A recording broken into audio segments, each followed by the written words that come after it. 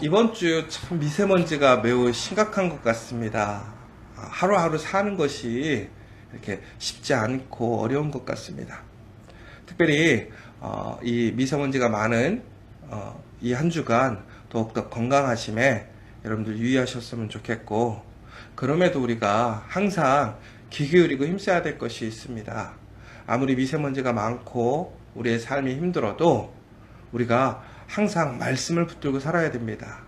기도하는 그 삶을 포기하지 않아야 됩니다. 왜냐하면 바로 그것이 우리의 생명이고 우리의 길이고 우리의 진리이기 때문에 그렇습니다. 오늘 이 새벽 이렇게 예배에 참여하신 여러분들에게 정말 하나님의 신실하신 은혜와 능력이, 하나님의 진리의 말씀이 함께 하시는 이 시간 되시기를 간절히 소망합니다. 오늘 말씀은 이제 어제에 이어서 예수님의 그러한 사역의 드러남에 대해서 이야기를 하고 있습니다. 특별히 어제 6장에 보시면 예수님께서 능력을 행하시고 권능을 행하심에도 불구하고 사람들은 예수님을 믿지 않습니다. 그러자 예수님께서는 그 제자들을 선택하시고 능력을 주시고 파송하시죠. 그러자 그들에게서 능력이 나타납니다. 그리고 사람들은 예수님을 믿기 시작하죠. 그런데 이제 오늘 14절에 보면 이제 이에 예수의 이름이 드러난지라 라고 나와 있어요.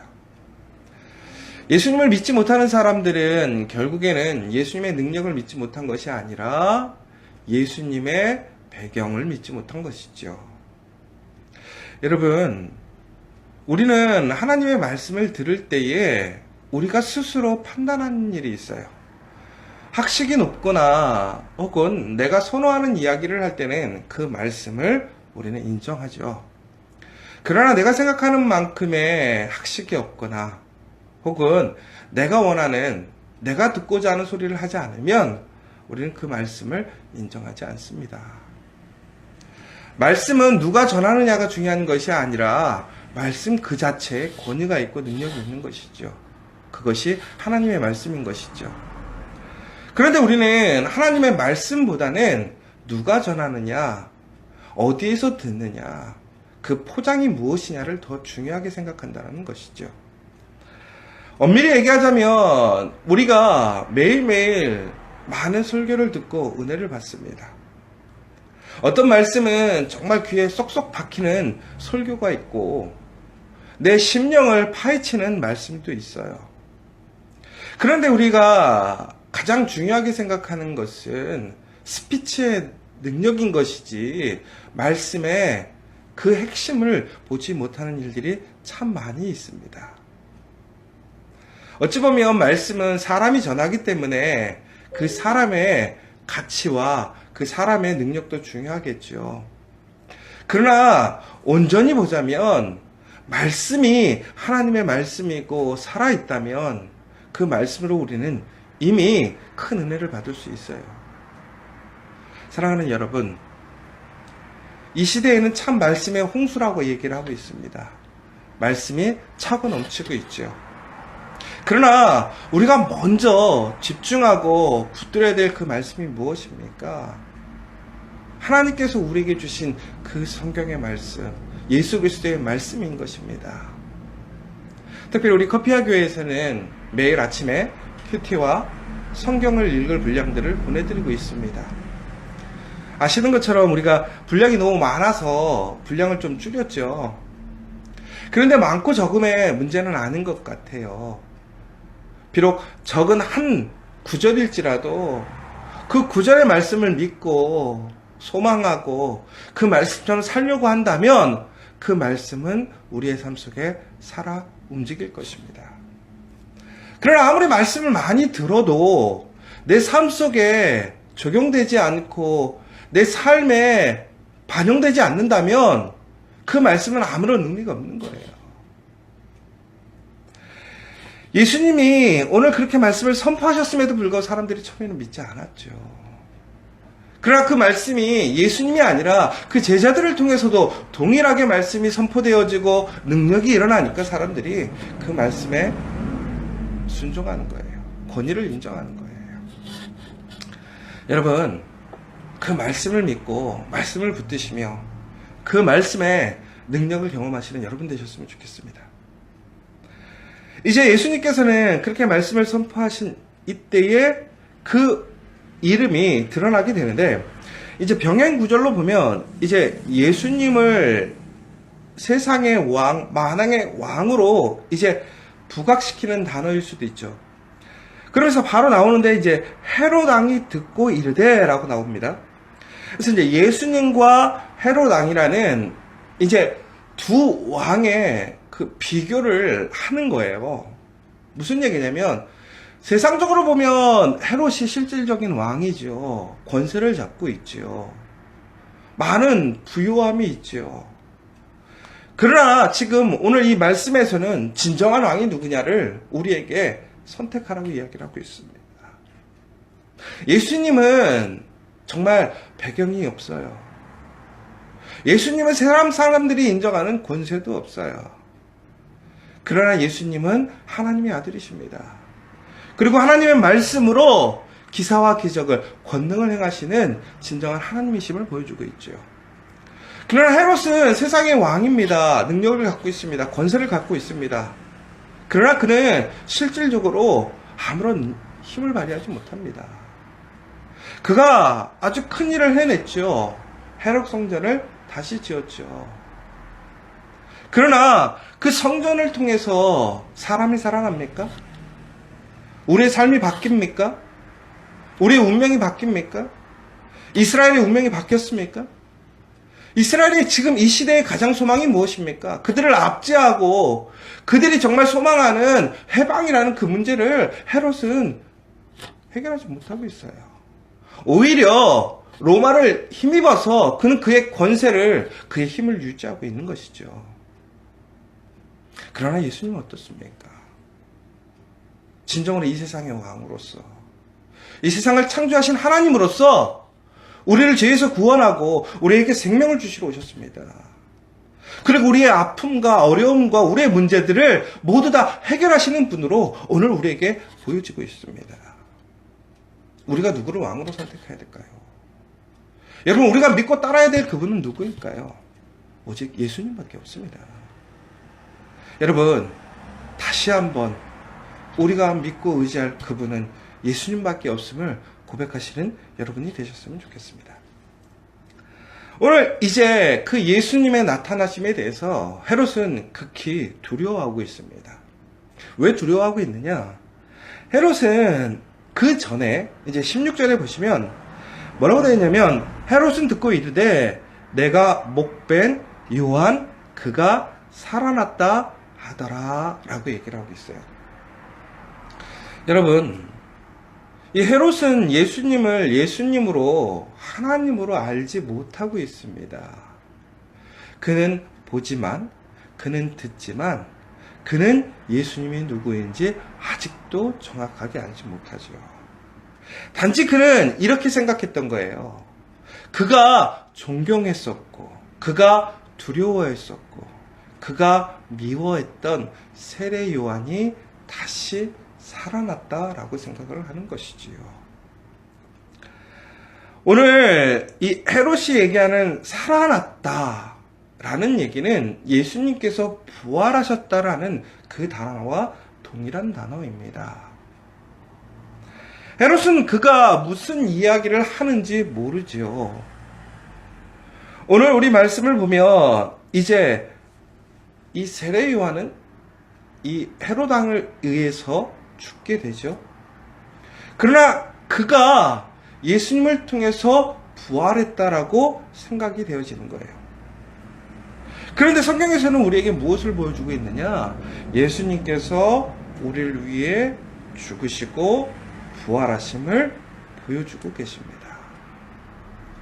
사랑하는 여러분, 예수님이 누구냐?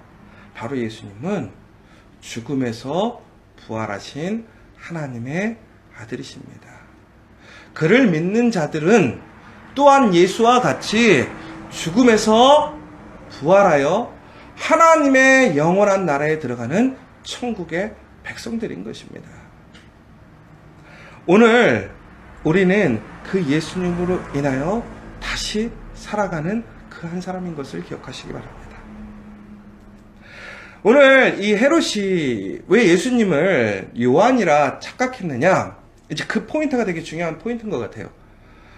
오늘 예수님께서 가장 말씀의 핵심의 포인트가 뭐였냐면 회개하라는 것이었죠. 여러분, 세례 요한의 그 말씀의 가장 중심 주제가 뭐였습니까? 회개하라. 천국이 가까이 왔다. 예수님께서 무엇이라고 얘기하십니까? 회개하라고 얘기를 하고 있어요. 여러분, 우리 삶 속에서 우리가 살아나기를 소망합니다. 우리의 삶이, 우리의 인생이, 우리의 가정이, 우리 교회가 살아나려면 가장 먼저 무엇을 해야 될까요? 회개해야 된다는 거예요. 이 회개라는 것은 단순히 이례적인 어떠한 역사적인 사건이 아니에요. 이 회개는 엄밀히 보자면 매일매일 우리 앞에 놓여져 있는 우리의 사명이고 우리의 의무입니다. 이 회개를 통하지 않고는 결코 하나님 나라에 들어갈 수 없고, 이 회개를 통하지 않고는 결코 하나님 앞에 거룩한 사람으로 세워질 수 없다라는 거예요. 전국에 뭐예요? 우리는 매일 회개하는 삶을 살아야 된다는 거예요. 여러분, 오늘 여러분의 기도와 여러분의 삶의 목표 안에서 하나님께 무엇을 소망하고 계십니까? 진정으로 우리가 원해야 될 것이 무엇입니까? 회개라는 것이죠. 이스라엘 사람들이 하나님께 제사를 드렸습니다. 그런데 그 제사의 가장 포인트가 뭐예요? 죄 씻음이잖아요. 회개인 거예요. 그들은 그 회개를 위해서 그들이 정말 가장 순결하고 깨끗한 제물을 하나님께 드렸어요. 구별해서 하나님께 드렸어요. 그들의 시간과 물질을 통해서 그들이 하나님 앞에 깨끗해지기 위해 온전히 힘썼다는 것이죠. 그런데 여러분 보세요. 구약에서 하나님께 드려야 될 제사의 제물이 뭐였죠? 동물이었죠. 그래서 그 동물이 어떻게 됐어요? 흠이 없어야 하나님께서 기뻐하시는 제사가 되었어요. 그건 그래서 그들이 어떻게 되는 거예요? 깨끗하게 되는 거예요. 죄 용서를 받는 거예요. 근데 이제 신약에 오면 어떻게 되는 거예요? 그 제사에, 그 예배에 제물이 누구였죠? 동물인가요? 아니죠. 바로 우리예요. 신약에서는 우리가 뭐라고 돼 있어요? 흠없는 동물을 드리는 것이 아니라 흠없는 내가 하나님의 제물이 되는 거예요. 그러려면 우리는 어떻게 해야 돼요? 하나님 앞에 깨끗한 사람으로서 하나님께 예배드려야 그것이 하나님이 기뻐하시는 예배, 하나님이 받으시는 제물이 될 수 있는 것이죠. 바로 그때 하나님과의 만남이 있는 거예요. 그때 하나님께서는 우리와 함께 하시고 성령의 역사를 통해서 우리는 살아나게 되는 것이죠. 그런데 그 시작이 뭐예요? 내가 하나님의 거룩한 제물이 되기 위해서는 뭐 해야 돼요? 회개해야 돼요. 내가 깨끗해져야 돼요.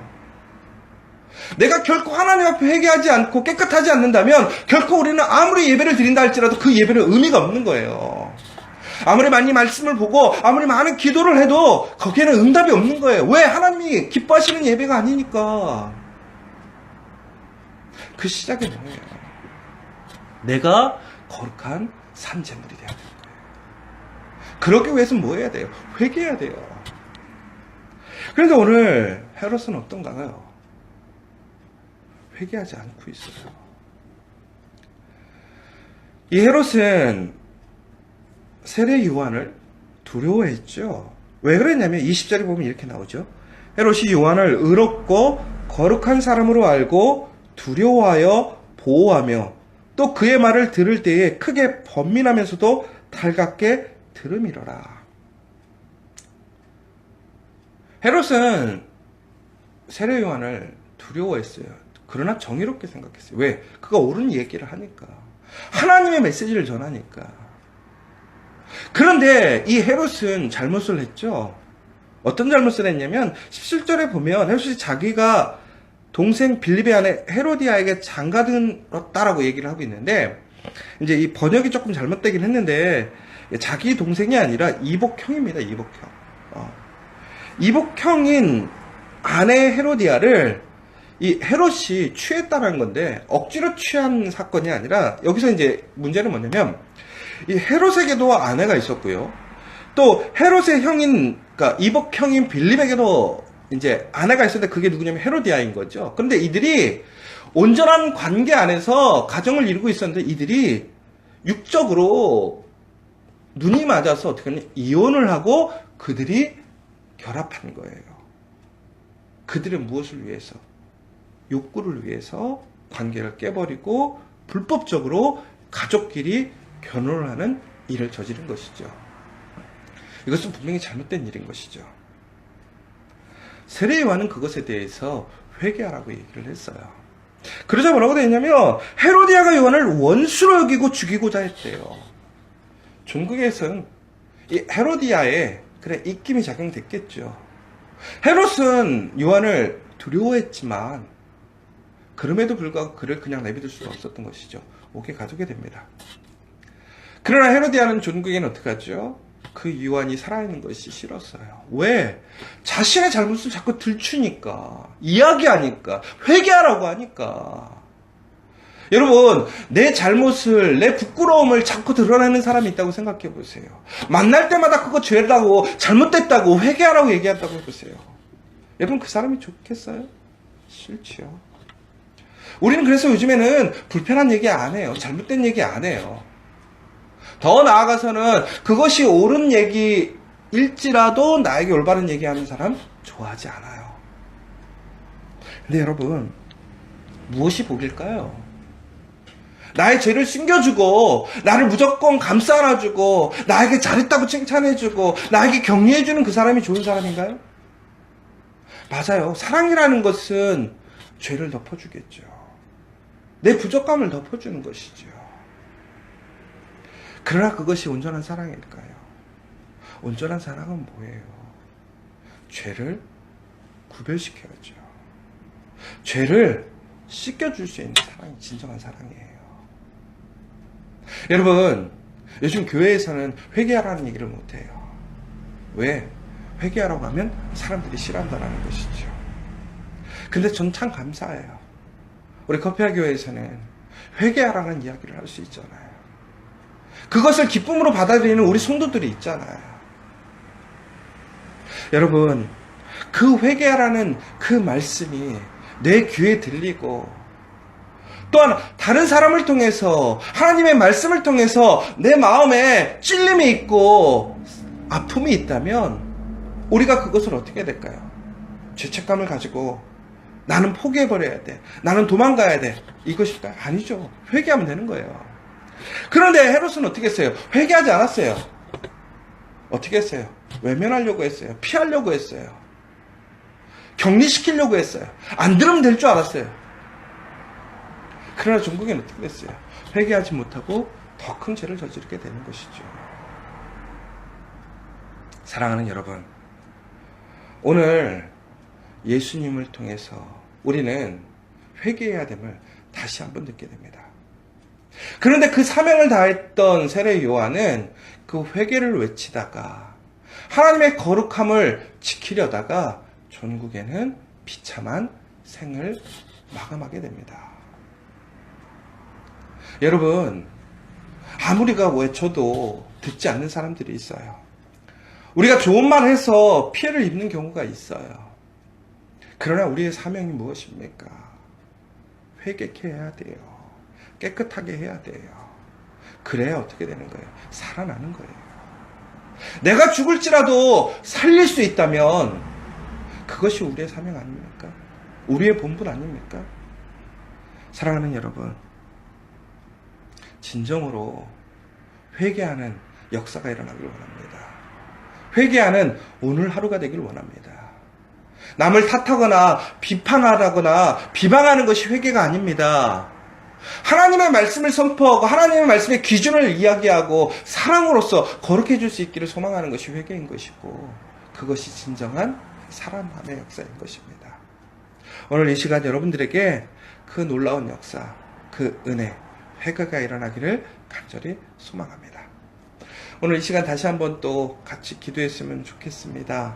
특별히 오늘 우리 청년들 위해서 다시 한번 좀 기도해 줬으면 좋겠는데, 우리 청년들이 매일매일 삶 속에서 많이 힘들고 어렵습니다.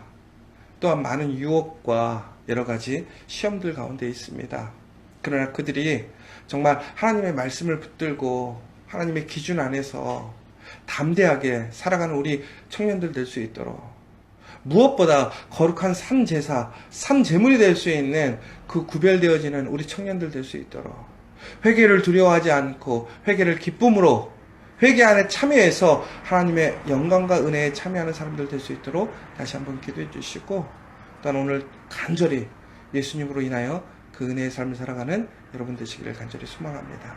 또한 오늘 우리 교회와 또 우리 모든 교우들을 위해서 다시 한번 기도해 주시고, 우리 가정 안에 또 우리 공동체 안에 이 회개의 역사 일어날 수 있도록 함께 기도해 주시면 좋겠습니다. 우리 함께 기도하시고 조용히 돌아가시도록 하겠습니다.